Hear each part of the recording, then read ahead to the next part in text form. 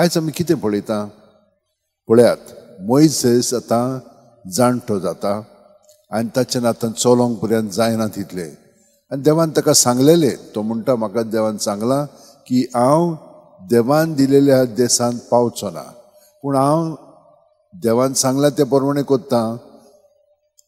जोशुआक ताणें निवडलेलो आसा, तो तुमकां थंयसर व्हरतलो ह्या नव्या देशांत, आनी देव हें सगळें पळयतलो. तुमी भियो नाका, धीर धरात आनी घट रावात, बाकीचें सगळें तो करतलो. तर आमी ताका सहकार करीत रावंक जाय. भुरग्यांक आदल्या तेंपार बिलकूल मान नासलेलो, तर जेजू कितें म्हणटा, भुरग्यां भाशेन जावया. ताका म्हणजे मान न्हय, ताका लेखो नासलेली.